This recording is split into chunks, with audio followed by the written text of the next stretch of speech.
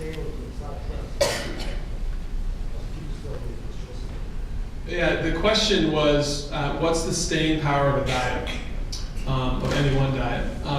And that's a great question, because most diets have a sort of a lifespan. And so, I think if you look at Atkins, it was probably had a pretty good run, 3-4 year phenomenon from, like, if you go back to the early part of it. This particular diet, I would say a couple years. And I think the important thing for us, because we try to be as principled as we can around the disciplines of weight loss, and understanding that sometimes you can tap into, hey, it's Oprah's diet, we want to take advantage of it. But, you can't stay too long. So we ended up having a partnership with Bob for a couple years, and then it was time to move on to something else. Mm-hmm.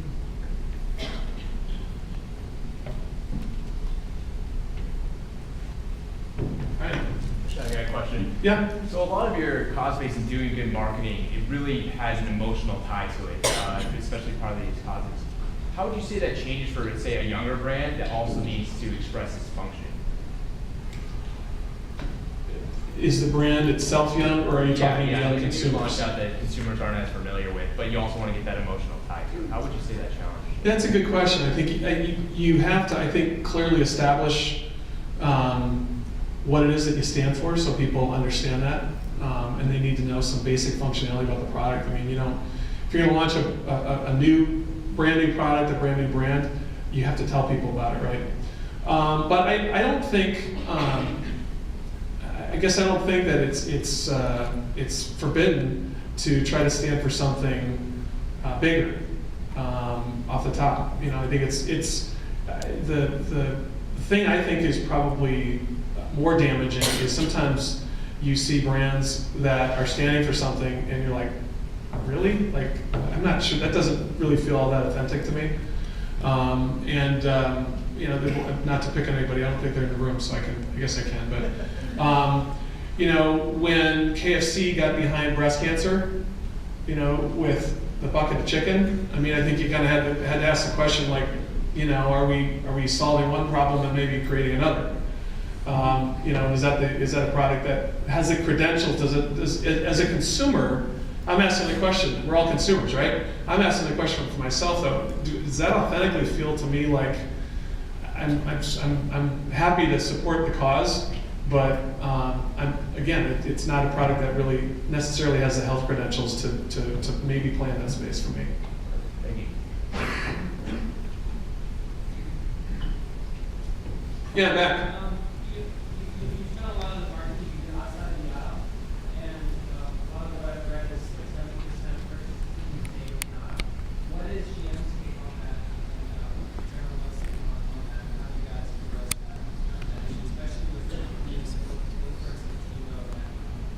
Yeah, it's a good question. So I think the question was sort of the what type of marketing in the store, kind of at that key moment when people are actually in the store. And you're absolutely right. It is really critical. I will say that for the first time in a number of years, people are being more planful about what they're actually doing in the store. People are actually starting to, 2 years ago, the trend turned around where the away from home eating continued to grow and at-home eating had declined. And when the economy went down, people suddenly started eating at home more often, started actually planning, because the way to stay on a budget is not to go to the grocery store without a list when you're hungry. I think we all know that, and so people are much more planful about that. But you're absolutely right, that in-store component is really, really critical. That's why things like the Best Life Diet or a lot of the other times that we do have really strong retail components, and we have actual, again, this is just General Mills, but I would guess a lot of the other companies here have teams that are customer-facing teams where they're actually focused on taking those marketing programs and aiming them at Safeway and aiming them at Walmart to really take advantage of that in-store environment. Yeah. You mentioned that there was somewhat of a financial constraint when you were launching the Feeding the Hungry promotion. Do you think after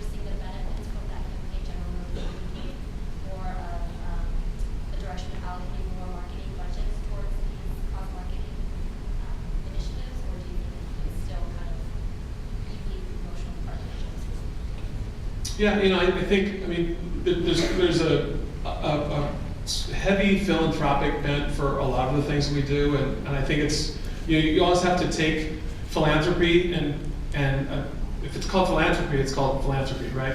And so there are a lot of things that we do that are just, 5% pre-tax profits, like donation. So we're doing a lot of that. But there are certain programs where we do look to get an ROI on it, and I think it probably varies by case. Where the You'll Play Save Lives to Save Lives program, ideally we would look to get an ROI on that spending commensurate with the level of investment that we put into it.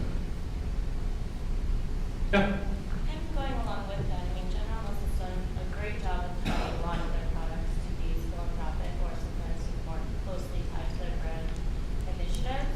Where is that line for a lot of your brands? How do you guys decide, to have something like Box Tops for education that's so, blatantly General Mills versus Feeding America, where you're pretty far distant?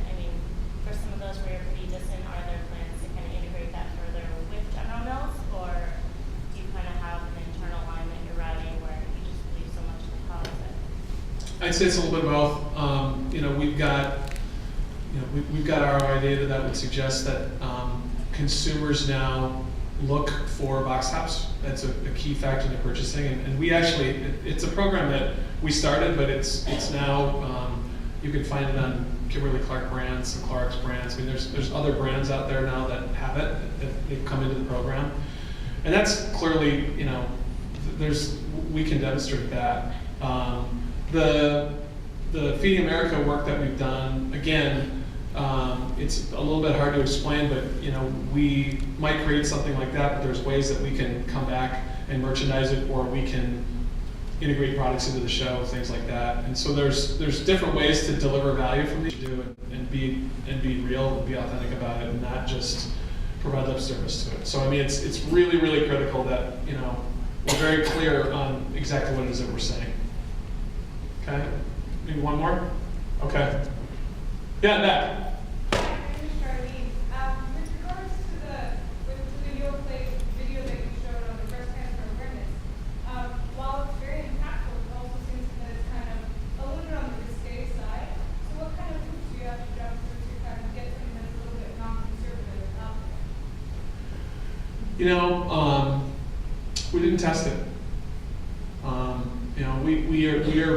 We copy test a lot of things, and I can tell you that particular example was something that we've got a sort of an internal venture fund, and the group pitched the idea, and it is.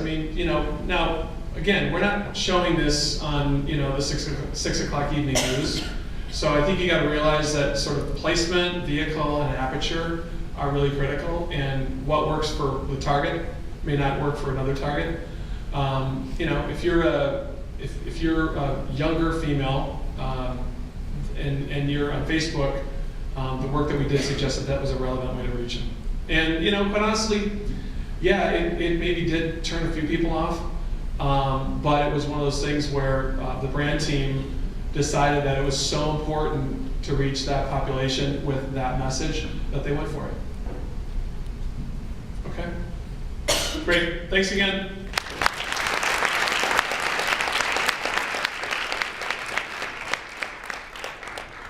All right, thank you, John, for making the trip out here from Minneapolis. Great presentation, and on behalf of the UCLA Anderson Marketing Association, I'd like to present you with a token of our appreciation. Okay, we're going to take about a 5-minute break, and everyone will be back in their seats in about 5 minutes, and we'll get started with round one.